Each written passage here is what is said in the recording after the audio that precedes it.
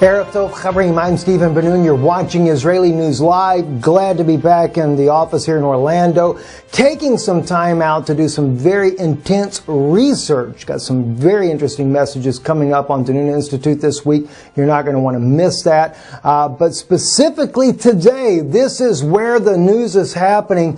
And friends, I am so concerned as I listen to different broadcasts that are going on, listening to or reading the different news insights out there about Jerusalem being declared Israel's capital, about the UN, in this case here, Jerusalem, U.S. vetoes UN resolution rejecting Trump's declaration.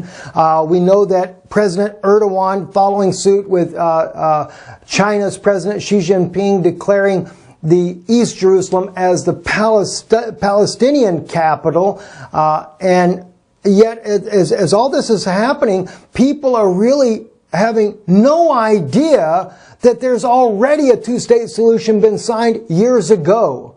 All the way back from the time when we reported this about Ariel Sharon when he was prime minister. We shared that with you. We're going to go in that tonight. We're going to go back into Joe Boehnerman's writings from the time when the Oslo Accords were the distraction while the Vatican and Israel were negotiating for a two-state solution, and they had already declared that there was two states and that it would be that West Jerusalem would be Israel's capital, East Jerusalem would be Palestine's capital. And as I've been hearing the different things that are being stated out there, some going so far as to say, wow, the world leaders are declaring East Jerusalem the Palestinians' capital, which indirectly points to West Jerusalem as Israel's capital. Like that's some great thing to say that. No, you're missing the point. And I realize, no doubt, good people that are trying to analyze this. But friends, what you're missing, what many people are missing, and this is something that by God's grace I want you to see. Those of you that listen to this channel, that trust that we do the research to try to really tell you the truth, looking at prophecy, looking at what's happening in the news, and then at the same time, analyzing this information and making sense of it. Now, we've shared with you for years now that Israel was already divided. There was already a Palestinian state, already a Jewish state, and this is really a done deal. It happened under Ariel Sharon. We're going to get into that tonight. We know that East Jerusalem was already declared the capital of the Palestinians and West Jerusalem Israel's capital. We know this all the way back from 1993, 1994, Shimon Peres, Ahab's own son, negotiating with the Vatican to do just exactly that. And that was a done deal. We're going to examine Joe Boehnerman's report. And the man was assassinated in order to shut him up because he was revealing the Vatican's role in what they're trying to do with Jerusalem. We know all about Pope Pius XII and his wanting to internationalize Jerusalem and make sure the Jews couldn't get there. Going to be getting into that tonight as well. But what's happening right now with people like, in the case of here of President Erdogan of Turkey, President Xi Jinping of China, declaring that East Jerusalem is Palestine's capital, that's not saying that West Jerusalem is Israel's capital. That's not like touting that Jerusalem is truly the capital of Israel. That should go without saying. I mean, Jerusalem clearly is the capital of Israel. And not East and West. It's all of Jerusalem is really the capital of Israel. Because why? 1967, the war was won and Israel took Jerusalem. Plain and simple. All right. Now, it was part of Israel before the exile. And we have to remember, we went into exile not because we were the greatest nation on the earth, but because of our sins. We fell from grace. All right. So let's look at what's really going on. Why are these world leaders saying that, including President Trump? Why did he declare Jerusalem Israel's capital? Watch his verbiage. Watch what he's saying. Regardless of how the Pope has reacted to this, it's clearly every one of these leaders are parrots for Rome.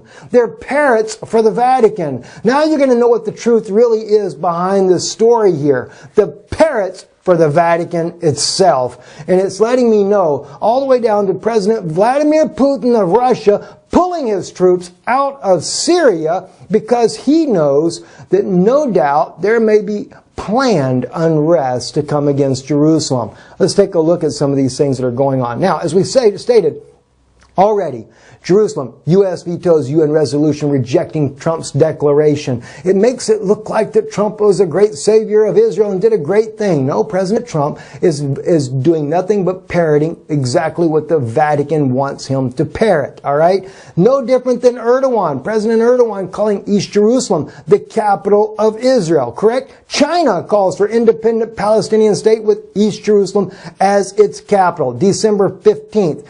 Okay, now watch these dates too. That's very important. Again, December the 6th, when this all got stirred up, is when President Donald Trump stands up and says, beginning of a new approach, President Trump declares Jerusalem Israel's capital. So when we begin to look after we see what China and President Erdogan does, President Xi Jinping, all calling for East Jerusalem as the Palestinian capital, as I clearly state, they're only parroting what Rome wants to begin with. Now, President Trump on December the 6th, 2017, made this incredible announcement recognizing Jerusalem as the capital of Israel. And of course, it sent the world into a tailspin. The evangelical community and those supporting Israel all over the world were excited to hear President Trump's announcement, as was I, was excited about it. But at the same time, I was very optimistically cautious. And I even brought that out in one of my broadcasts because I knew that Israel had already been divided. I knew that the city was divided. I knew that all the secret deals, we've shared that so much with you guys. And thinking, what do people think that this is some kind of new deal or something? And some claiming that, oh wow, the Erdogan and other leaders in the Middle East declaring that East Jerusalem is the capital for Palestine, that they're inadvertently declaring Jerusalem, West Jerusalem, as Israel's capital. No, friends, that's not the case. They are parroting what the Pope of Rome has been saying, and not just Pope Francis, going all the way back to Pope Pius XII, moving forward, Pope John Paul II, Pope John Paul VI, all these different pontifical leaders and what they have stated about Jerusalem and how the land would be divided. This has all been going on the entire time. Nothing is different. So let's look at what President Trump actually says. Washington Post records here what Trump said in his Jerusalem address that should appeal to Muslims. Wow. So I guess it's not just appealing to Israelis. Watch what happens here. Whoever crafted President Trump's Jerusalem address was well informed. Trump's speech aimed to soothe the hurtful feelings of Palestinians and to assure them that even though he was diverging from previous U.S. policy, he would care for what was most important to them. All right. So let me blow this up a little bit so you get a little bit better look at this. While recognizing Jerusalem as Israel's capital, Trump took care to mention that the final borders of the Israeli sovereignty in the city are the moment disputed and should be determined by both parties. However, what was most significant for Palestinians and Muslims' ears was President's emphasis twice on the current status of Jerusalem's holiest and most contested site. Trump directly called for maintaining the status quo at the Temple Mount, also known as the Harim al-Sharif. Moreover, addressing the future, he noted that Jerusalem is today must remain a place where Jews pray at the Western Wall and where Muslims worship at Al-Aqsa Mosque. For the Western audience, these words seem like a banal affirmation of the obvious for the Muslim world and especially for the Palestinians. They are immense importance. In other words, Jerusalem on the east side is not the capital of Israel. Clearly, the President of the United States, President Donald Trump, was echoing the Vatican's desire. He was echoing the secret meeting going on with Shimon Peres, the son of Ahab, that is, and that of course, the Vatican, the officials there when they did the secret meeting while the Oslo Accords were going on under President Clinton. That was nothing but, as Joe Bannerman so eloquently puts it, the red herring in the room.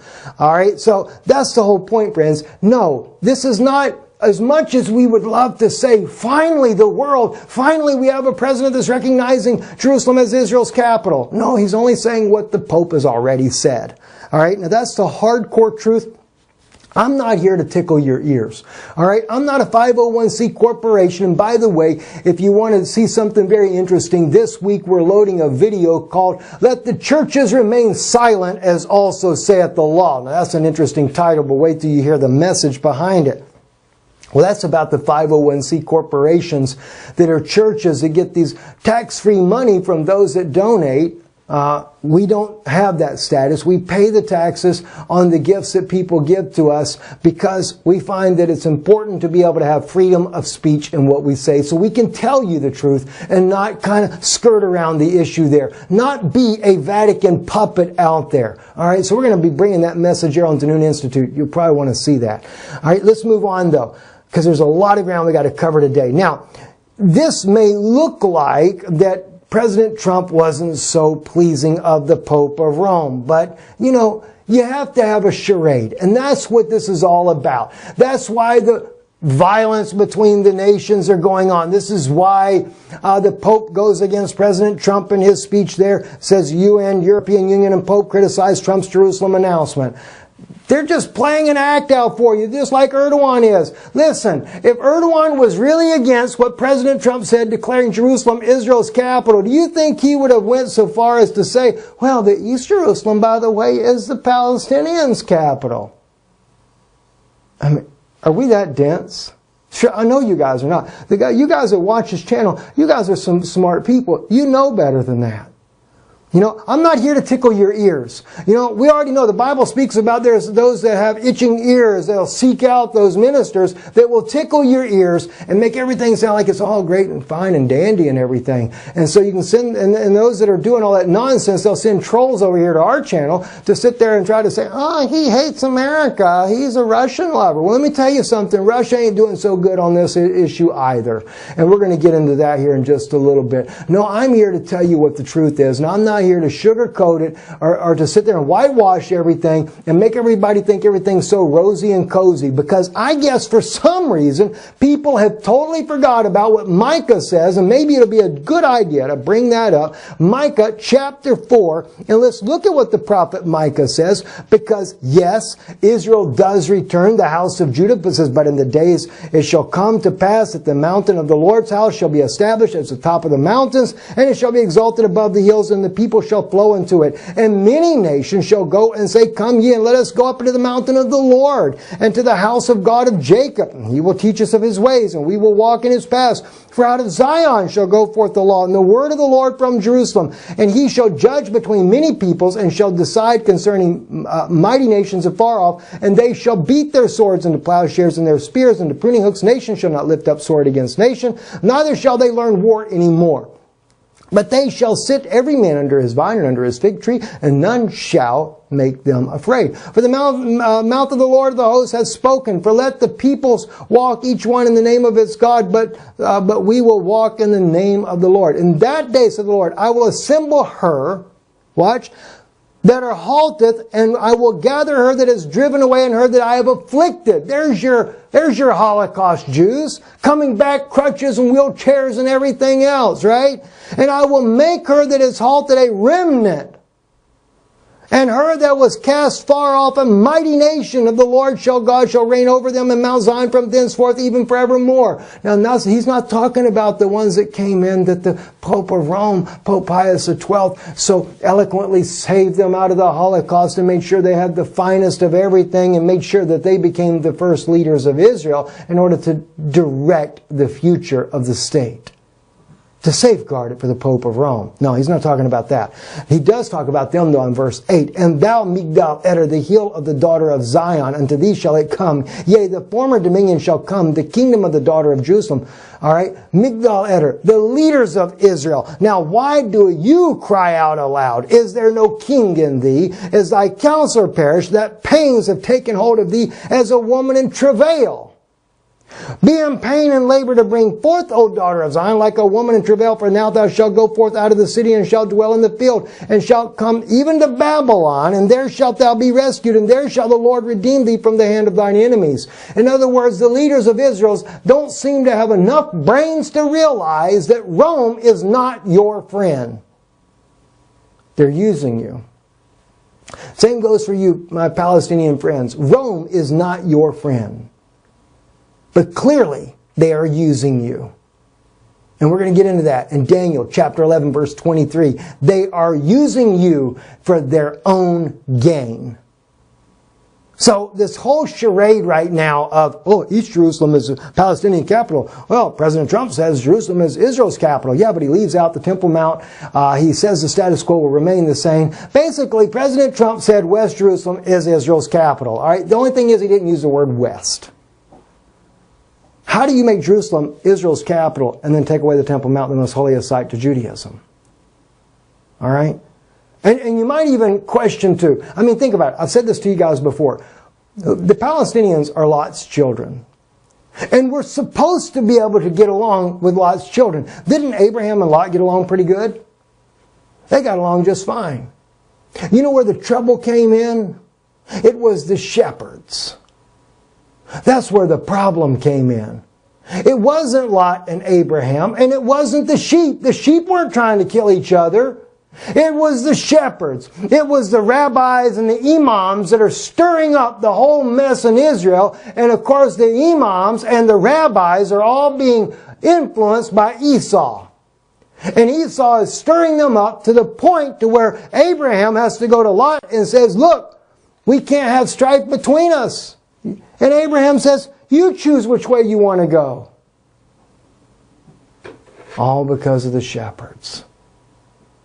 Missed that one, didn't we? Oh, gosh, friends. I love you guys. I'm not picking on you particularly. But, you know, we got to say what the truth is so that the people that maybe stumble across this video might understand what's really going on. All right? This is why we have to do this. We have to kind of make it hard and really sink it in because, you know what, friends? The people don't see it. So many people are deluded into thinking that, oh, wow, what they're doing over here, declaring that East Jerusalem is the Palestinian capital, that's automatically saying that West Jerusalem is Israel's capital. That's acknowledging Israel has a right to the land. You know, that should go without saying. It is our ancestral homeland. And not just because of that, it's because that when Israel was declared to be a homeland for the Jewish people under the British Mandate, not 1948, 1920, when they included all of the state of Israel and even what is considered today as Transjordan, that was supposed to be the Jewish homeland.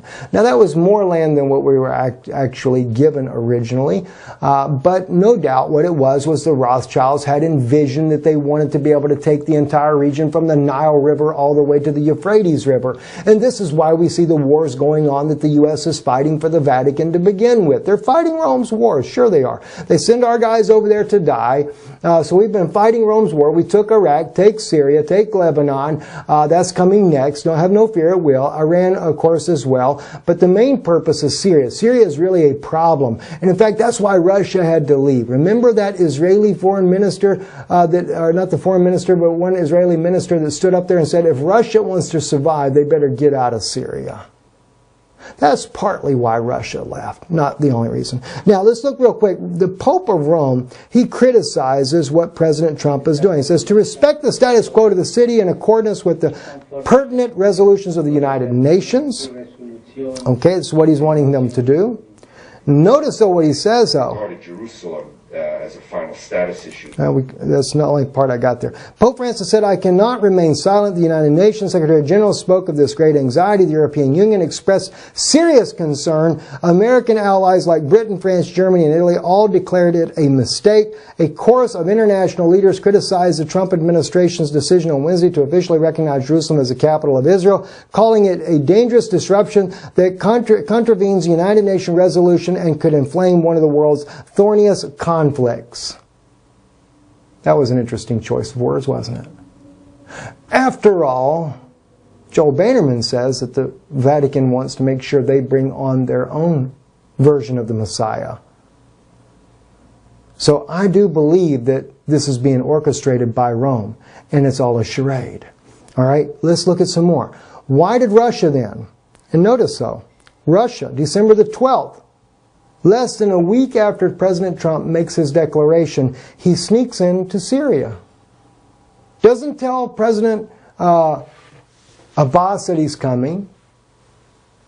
And he actually goes there to meet with his own military. He does let him know once he's getting close time to get there that he's going to be there. But he comes there specifically for one reason: to declare to his military that we have won the war and you're going home.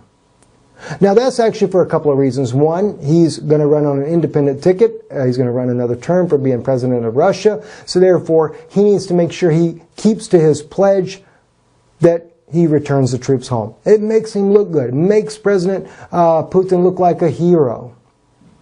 But I think it's much greater than that. I think that President Putin is playing into the hands of the Pope of Rome.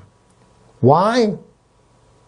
Because it may be that one of the key ingredients of this whole conflict here with Jerusalem, besides all these declarations, is to allow Turkey or another rogue military group or some fighting factions to come in and create a tremendous amount of unrest in Jerusalem. You have to do something in order to justify putting your UN forces there. And I think, this is just my conjecture, I believe that they're going to bring about an unrest in Jerusalem. Whether Jerusalem is attacked, whether it is by rioting, whether it's by ISIS, whatever the case may be, they're using this to justify it. This is why they had President Trump stir up the pot to begin with. President Trump declaring Jerusalem as Israel's capital infuriated the Middle East. With some help, of course. Because why? Now it's time to, as President Trump said, to officially recognize. And that's something, I don't even know if we even brought that up. Let me go back to that. What does President Trump say in his very first words? I have determined that it is time to officially recognize Jerusalem as the capital of Israel. That sounds like to me it was a done deal, doesn't it to you? Officially recognize it? Oh, you mean to tell me, President Trump, you already knew that they already did it? Of course he did. You know, President Trump, he's a smart man, and I appreciate him in many, many areas. But I am seeing more and more and more, every single one of them, right down to President Putin, they all play Rome's games. Whatever the Vatican says, they do it. President Xi Jinping, clearly a Jesuit for Rome.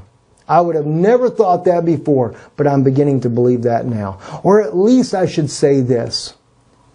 They're afraid. And they don't want to have to go to war with Rome's military that's getting out of control. And that's NATO's forces. That's not just the good men and women of the United States that have fought for this country and have stood for democracy around the world. Always have believed that doing this for the right thing. Having no idea that we've been fighting a lot of Rome's battles from the very beginning. Let's move on.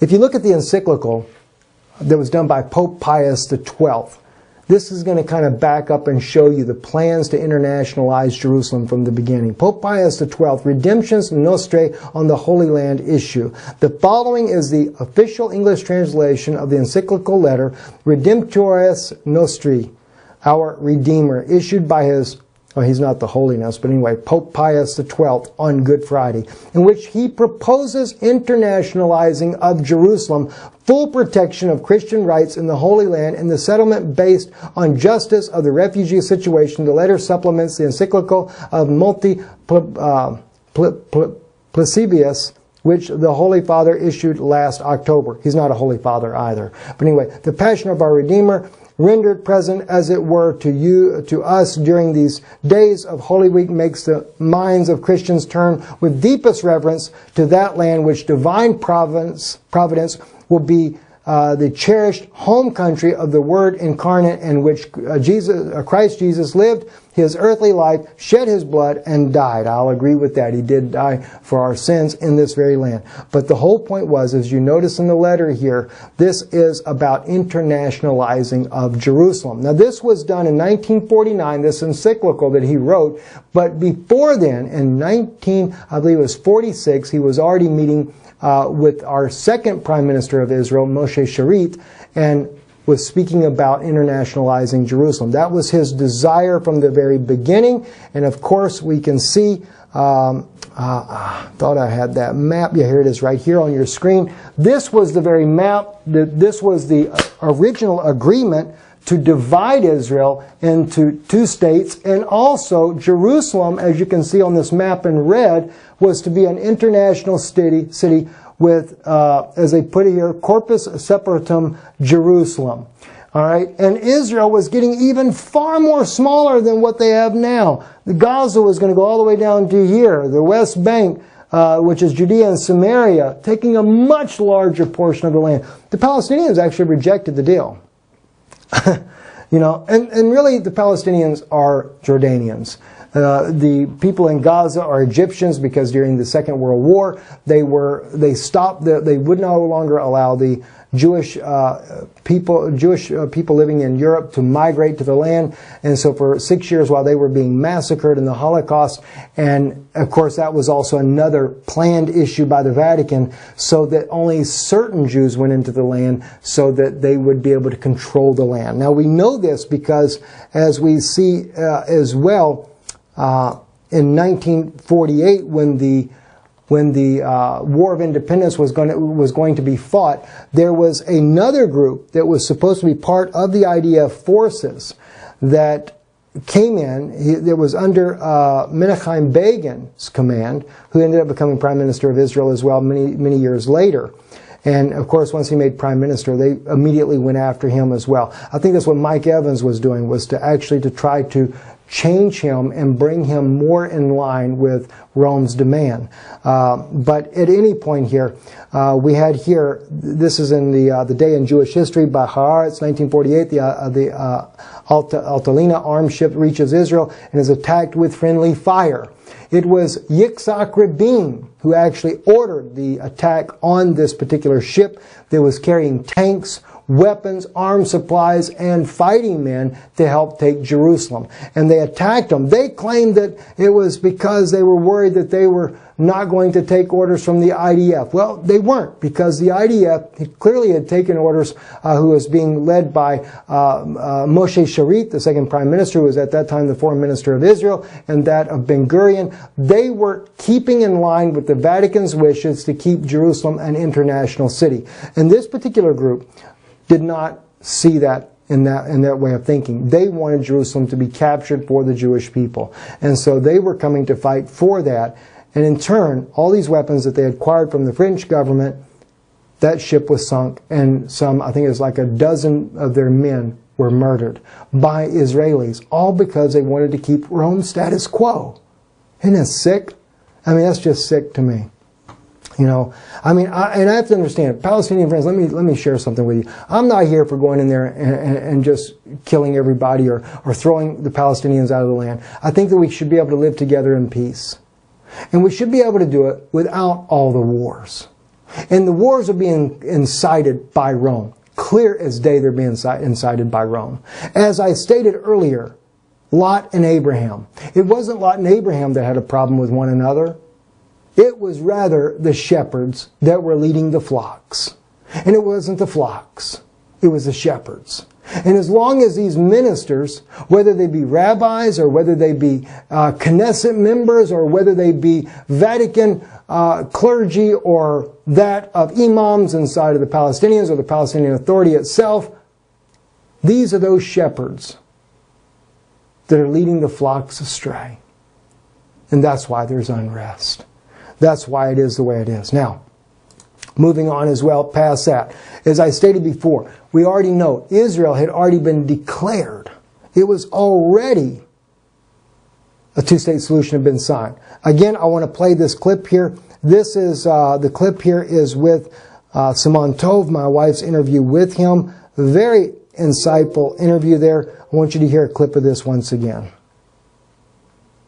In 67, 2000, and 2008.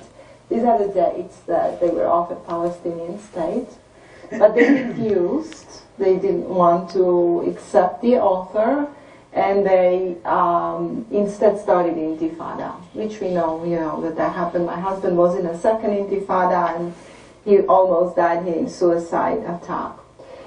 So, but you have a different story than Yehuda Glick. He's saying that there's no more two states. Israel is one state. But you told my husband before that they have signed a two-state solution. Do you think, how did that happen? I want to hear briefly about that again, but do you think that there is some kind of secret deal, that it's not being put up to public, and there is some kind of secret deal going on, and something is plotting against the Jewish people? Definitely. You know, several years ago, and I can't remember the exact year, I was in a Bible study here in Jerusalem with several people, and something unique happened during that Bible study. They received a phone call, and they never answered the phone. And I was surprised when the wife of the family got up and went and answered the phone. She also happened to be a lieutenant in the police. Mm-hmm. And she's talking to this person, and she goes off into another room. And a few minutes later comes back and asks us to pray for this woman that she just talked to, who was very much in distress. And she had been invited into the boardroom in the Knesset. Ariel Sharon and a number of high-level dignitaries from many nations were there, and they reviewed maps of a future Palestinian state, the total surrender of the city of Jerusalem, and it was agreed upon. It was, I believe it was agreed upon prior to. This was a formality. Mm-hmm. So on the surface, the truth is some of these people that were here in the nation were worthy of being noted, but the media were not aware of these people being here. We're talking leaders of nations were here. You understand what's happening then? Remember when President Trump says to officially recognize Jerusalem as Israel's capital? But he leaves out the Temple Mount. Basically, he leaves out East Jerusalem. So, when I say that this is the Vatican doing it, we're going to get into that in just a moment here. Also, he does, Simon Tov goes into the infrastructure in this, as you guys may have heard before. This is one picture that we took. It's on the internet there. I didn't know where to find it myself, but I know I've posted it before. Israeli News Live says here on the bottom, this was one of those, they called it an eco-bridge on Highway 1 that I said from the very beginning they would use this as a checkpoint. When Google Maps redrew the boundaries of pre-1967 borders, that put this particular eco-bridge, as they call it, just on the inside of Palestinian territory, in between where the Palestinian territory crosses Highway 1, and of course, it goes up to Jerusalem. We've seen this used as a checkpoint already in Israel, recently after its construction was completed. Now, I actually speak about this just briefly, and this is the actual interview. I found it on Pinterest. I know it's on my channel, but I just don't know where. This is where I was actually interviewing Simon Tov about this. Listen just for a moment, this right here. Being built, they widen the Highway 1 coming up here.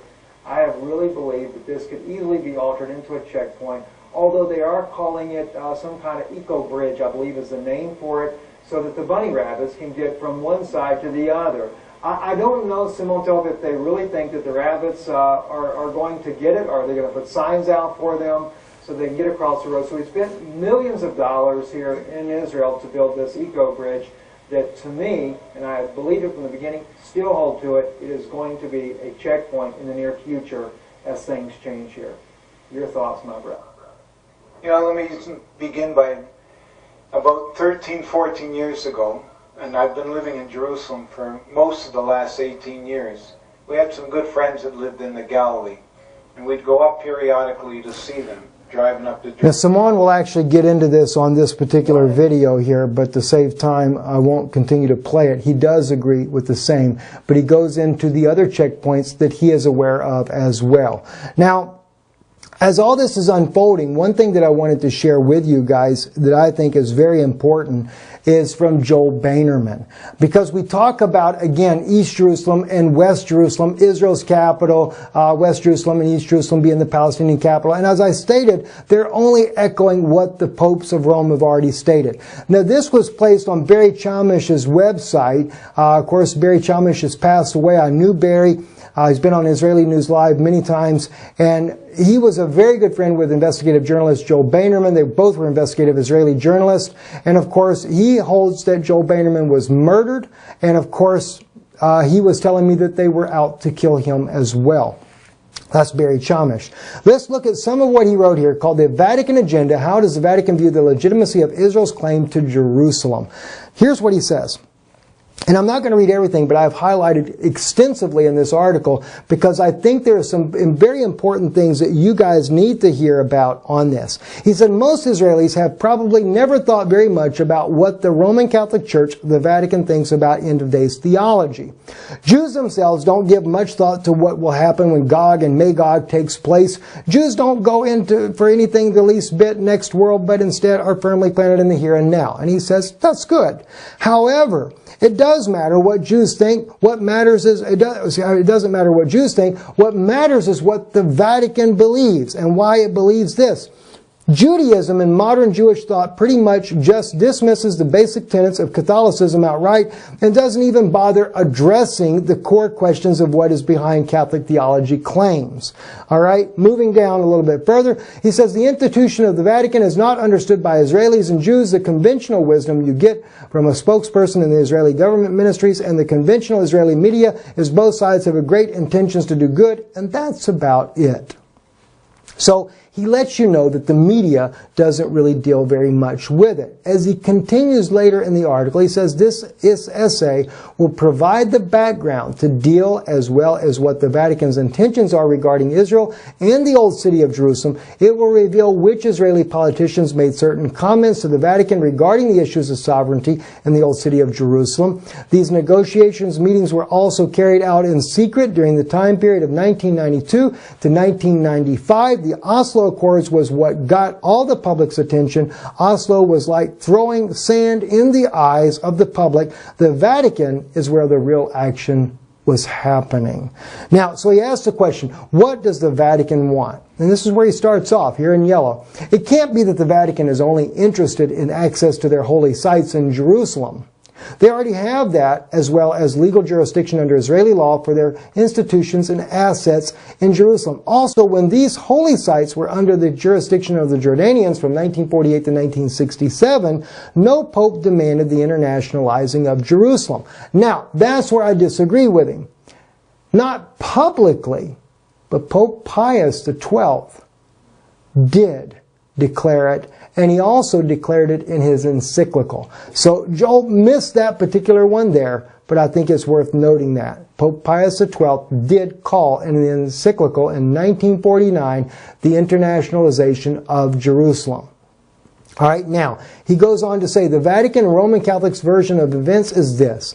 They know this isn't the end of the story that the Jewish God had in mind, but that doesn't mean that they won't try to engineer their own ending to their story. So what if it's fraudulent? Doesn't matter. That is their game plan, and that is what matters, and that is what Israeli Jews needs to be informed about. It is important for everyone to know that what the Vatican has up its sleeve, because it is directly relates to our existence, our future destiny, and independent nation. This is very powerful force. This is scheming to get control of the Old City of Jerusalem, so you better know why and how the Vatican intends to do this. Now, Joel begins to lay out that scheme. Right here he says, first, you have to realize that for centuries the Vatican has attempted to obtain control of Jerusalem, which started in the Crusades. For them to convince the world that the Messiah that they put on the world stage is going to be accepted as genuine, they need to perform this play in the Old City. The story is a production, and that is the Messiah will merge the three monotheistic religions, usher in peace and harmony in the world, and solve the Middle East conflict. The location of this production will be none other than the old city of Jerusalem. This is so-called Messiah that will be proclaimed will be false one, will insist that by having a world government, i.e. the United Nations, the world peace and harmony will be ushered in. This will be a lie and a fraud. But never mind, in a world of reality isn't important. Public perceptions are. So the point is, as he states, it's stripping Israel of their sovereignty. But here's what's interesting. The end result is stripping of Israel's sovereignty as an independent nation, giving way to a regional bloc of nations. Remember when President Trump talked about this one-state solution, or, well, they might make it 2 states? And he talked about these newly found partners of Israel. Here's your regional bloc of nations. By the way, Joel's been dead for a long time now. He passed away quite a while back. So it's interesting that he was seeing these things and writing about them long before President Trump ever came into office. More than a decade. All right? Goes on to say that the Jews go a long way. They will convince them that the Messiah, having appeared for the Jews, it is the time to start the rebuilding of the third temple, what they call Solomon's temple. Now he goes on. Make no mistake about it. The old city of Jerusalem, as well as the most of the eastern half of the city, is what the Vatican is after. Why? Well, they're after it because that's why they play the Palestinians.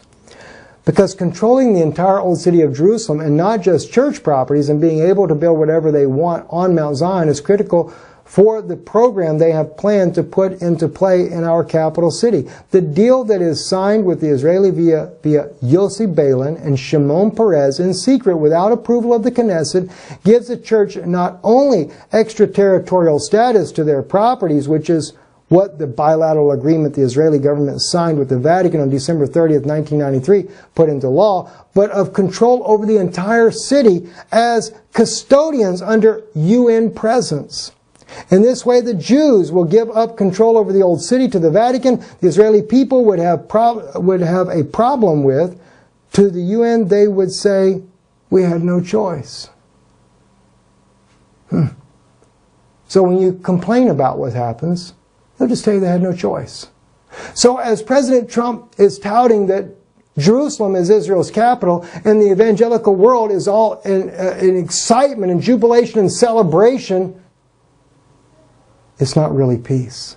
Remember what God said, remember what Yeshua said. They will say peace, peace, and there is no peace. Friends, be careful. Now he goes into the different areas where they were working to take the city, and notice the verbiage and think about what all these leaders have stated. Okay, what Erdogan has stated, what Xi Jinping of China has stated, and other leaders have been stating about East Jerusalem being the Palestinian capital, and President Trump not even including East Jerusalem as Israel's capital. He made sure he was a little bit shy of that, and of course about the United Nations getting, or the Vatican getting the UN, or excuse me, the old city.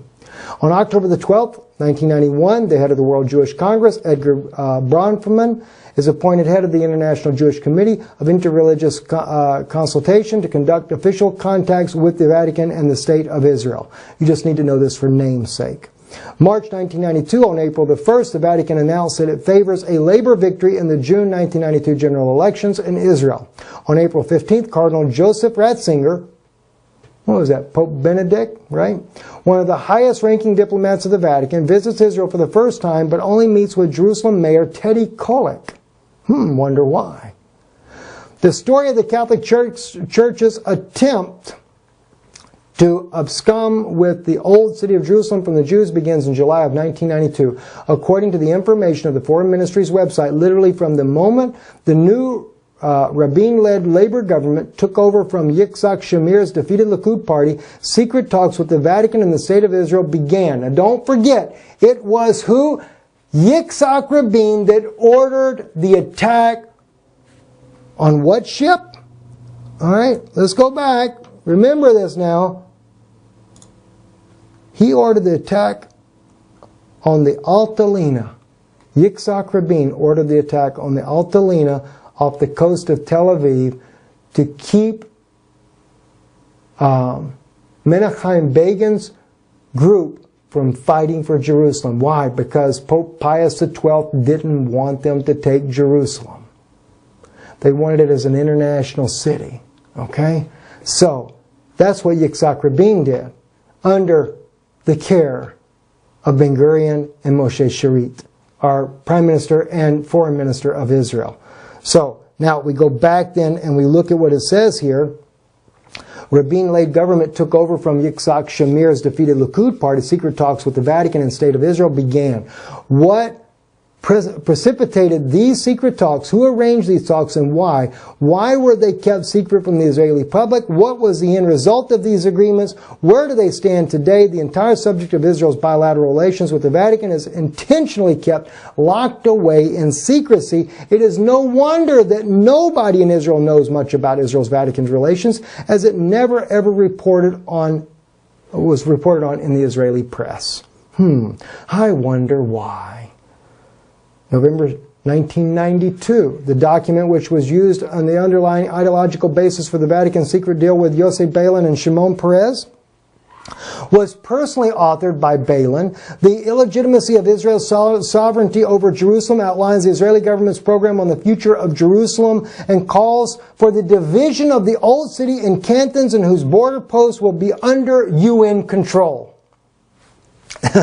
There it is right there. That's the old city. That's the beginning, right? The plan which led to the December 1993 agreement between the Vatican and the State of Israel was originally discussed in November 1992. At the exact same time, the first meeting in London took place to discuss an agreement between Israel and the PLO, which led to the Oslo agreements. The real goal was the Vatican attempt to take over the old city of Jerusalem. Oslo, or peace between Israel and the Palestinians, was just a cover story to hide what was really going on in another sphere of Israel's foreign affairs. Yeah. Go figure, right? September 1993, on the 10th of September, the 3 days before the signing of the Oslo Accords, Washington, the Italian newspaper La Stampa, reported that Foreign Minister Shimon Peres, Ahab's son, concluded a secret deal with the Vatican to hand over sovereignty of Jerusalem's old city to the Vatican. The agreement, and it was included the secret clauses of the Declaration of Principles signed on September 13th, 1993 in Washington, D.C. And by the way, as a side note, I think the reason why Yitzhak Rabin was assassinated was because something must have not have gone right with the plan. And Barry Chamish clearly accused Shimon Peres in his assassination, orchestrating it, and showing in his argument that Yitzhak Rabin, the man that shot him in public, was not the fatal wound. The fatal wound come from a back shot that was fired, as Barry Chamish puts it, in the car that sped away with Yitzhak Rabin. He also blames Shimon Peres for the poisoning of Ariel Sharon that caused him to go into a coma and later die. It seems like that this man who went to a Jesuit school, according to Yitzhak Rabin's autobiography, had very close ties to the Pope of Rome. In the same week that Israeli Foreign Minister and Chief Oslo architect Shimon Peres signed the Declaration of Principles, which Yasser Arafat in Washington, the Israeli Vatican Commission held a special meeting in Israel. Under the Vatican agreement, the Israelis would give over control of the old city to the Vatican before the year 2000. The plan also calls for Jerusalem to become the second Vatican of the world, with all three major religions represented, but under the authority of the Vatican. By the way, that happened actually in 2014 when the Pope of Rome held his first communion there. We'll get into that in a moment too. Jerusalem will remain the capital. Watch this. No, this is what gets me. All right? This is in 1993, September 13th. Jerusalem will remain the capital of Israel, but the old city will be administered by the Vatican. Do you think President Trump was doing something to make it look great? Because he had a great idea? No, Rome wanted him to do it. And it's just the way it's worked. They don't even call it West Jerusalem. They just simply call it Jerusalem will remain the capital of Israel, but the old city will be administered by the Vatican. And notice what President Trump did? Well, the status quo will remain the same. The Muslims will worship at the Al-Aqsa Mosque, and of course, but he does say the Jews should still be allowed to worship there at the Wailing Wall. Yeah, because remember, the Vatican is going to allow all three religions to be in the old city. So he only parroted what Rome's already agreed upon. Arafat agreed to the plan just before the famous handshake in 1993, but when he realized that the Vatican was also going to let Israel share in the Temple Mount, he rejected it. To get Arafat and the Palestinians on board on February 14, 2000, the PA did sign an agreement with the Vatican which recognized the Palestinians' claims to what? To East Jerusalem. What do you know? The Vatican recognized the claim of the Palestinians to East Jerusalem. Why? To shut them up. Palestinian friends, you're just being used and don't even know it. It was signed, may have been part of the commitment Arafat gave the Vatican as what he would do for him in return for the Vatican acknowledging Palestinian claims to East Jerusalem and the right to statehood. All right, now, and we already know they recognize them as being a state already. The violence in the Middle East serves the Catholic Church's interests, especially where? Especially what? If Jerusalem is a subject to discuss. By Arafat getting guarantees from the Vatican that no matter what he does, the Europeans will not abandon him, then it makes sense for him to declare war on Israel in September 2000, the first Intifada. I have a good friend of mine, he's a Palestinian, lives in Jerusalem. He told me, he says, Steve, he says, we lived in peace here in Jerusalem between Israelis and Palestinians. He said, I have friends who live in the Gaza. He said, always able to go back and forth and work until the first Intifada. He says, and why did we have an Intifada? He said, it never made sense to me. He says, and now the police harass my sons. He said, they always get picked up, taken to the police headquarters. He said, for what? And I told him, I said, listen, it's not your sons. It's not the Palestinian people or the Israeli people. I said, it's the leaders. And the Vatican is the one behind it all. November 1993, in a report in Jerusalem's weekly newspaper Kol Hayir, it was revealed that for the past 6 months, the Israeli government has been taking advice on the future of Jerusalem from a planning commission headed by a close aide of Teddy Kollek and Renan Wyatz. Formerly the settlement director of the Jewish Agency at a secret meeting on September 9, 1993, and one day before Prime Minister Rabin signed the recognition of agreement with the PLO in Israel. The forum met secretly and approved in principle a plan for Jerusalem concocted by Wyatz, which he calls Metropolitan Jerusalem. December 1993, which absolutely no media coverage in Israel. December 30th on historic agreement with the Vatican is publicly acknowledged, called the fundamental agreement between the Holy See and the State of Israel. It declares, mindful of the singular character of the universal significance of the Holy Land, aware of the unique nature of the relationship between the Catholic Church and the Jewish people, and of the historic process of reconciliation and growth in mutual understanding and friendship between Catholics and Jews. Having decided on the 29th of July 1992 to establish a bilateral permanent working commission in order to study and define together issues, of common interest, and in a view of normalizing their relations already within 1 month of taking power, there was a special committee to further Israeli-Vatican relations. From where did this initiative come so soon as the new government took office? Friends, I mean, I'm telling you, this has been a done deal. Deputy Mayor of Jerusalem, Shmuel Meir, announces at Jerusalem press conference in 1994 that he had received information that properties promised to the Vatican in Jerusalem would be granted extraterritorial status. Early 1996, Meir was killed in a very suspicious car crash whereby the driver who drove a UN truck into Meir's car was not even charged.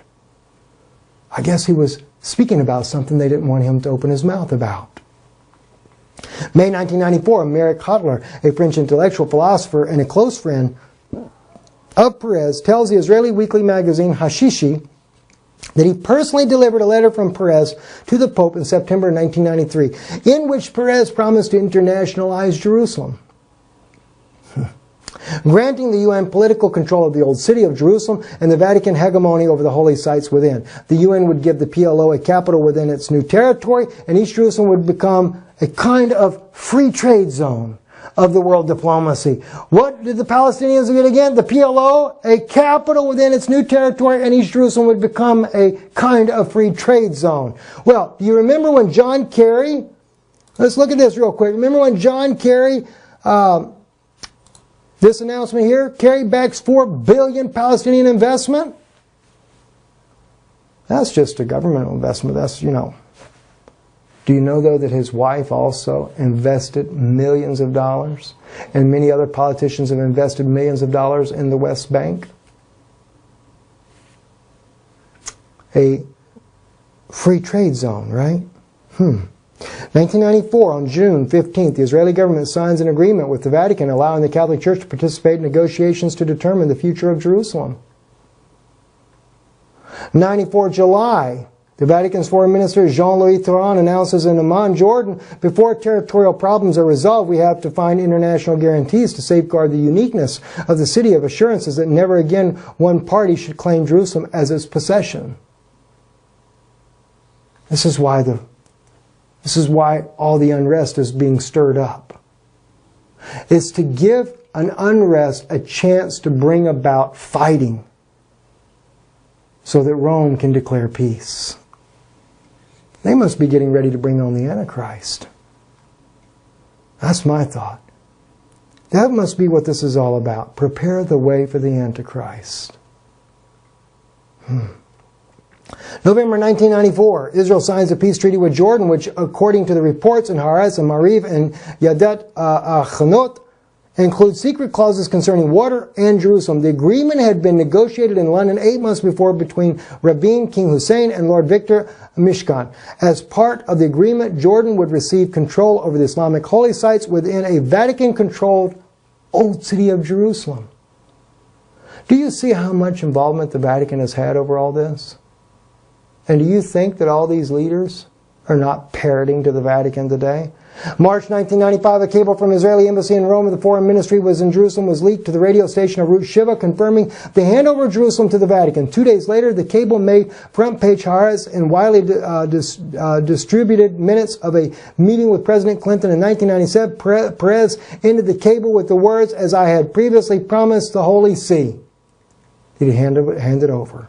Member of the Knesset Abraham Shapira announced in the Knesset that he had information that all Vatican property in Jerusalem was to become a tax exempt and that large tracts of real estate on Mount Zion were given to the Pope in perpetuity.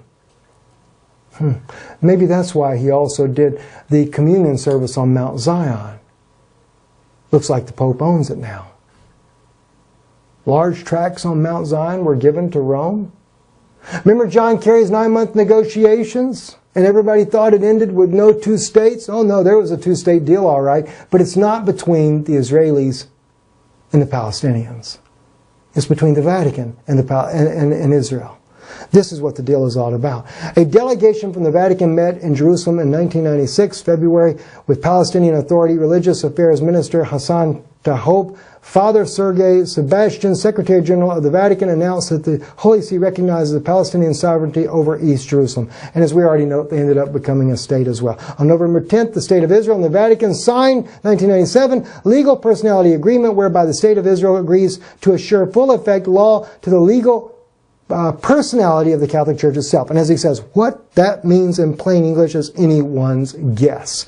Now, just to sum up some of this here in closing, Obadiah, the Pope of Rome, after that 9-month negotiations, within less than 30 days, drank upon the holy mountain, Mount Zion, showing that yes, they did get a hold of large tracts of Mount Zion. That was, in other words, their settlement agreement with Israel. For as you have drunk upon my holy mountain, so shall the nations drink continually. Yea, they shall drink and swallow down, and shall be as though they had not been. Ki ka'asher shatetem. That is masculine plural. And clearly, you guys already know. The Pope drank with only men that day. And the nations would continually drink down. Oh my gosh, friends. What can we say? What could we say more? This is nothing but a charade, and they're making way for the Antichrist. Who will they pick to be their Messiah?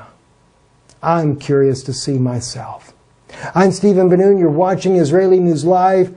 Tune in to the Nun Institute here in the next couple of days. We'll be doing other news here coming up this week too. But tune in. You're going to want to see the churches. Let them remain silent, as also saith the law. That'll be an interesting broadcast, as well as the broadcast I'll be doing on Jeremiah chapter 10 and the real meaning behind that. If it's a blessing to you, the message that you're hearing, this news that you're hearing the truth, stand with us, support this work. Without your help, it's not possible.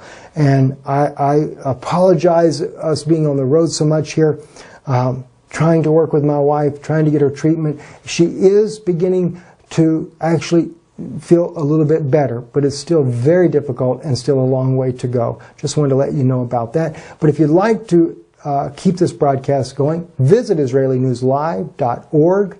You can support there online. You can also send your contribution by mail. We have an address here in the United States as well as still in the Czech Republic. That'll appear here on the screen here at the end of the broadcast, and even on our YouTube channel directly right there on the main page of YouTube there. You will see right under the subscribe button a link you can help support this broadcast there. Shalom and God bless you.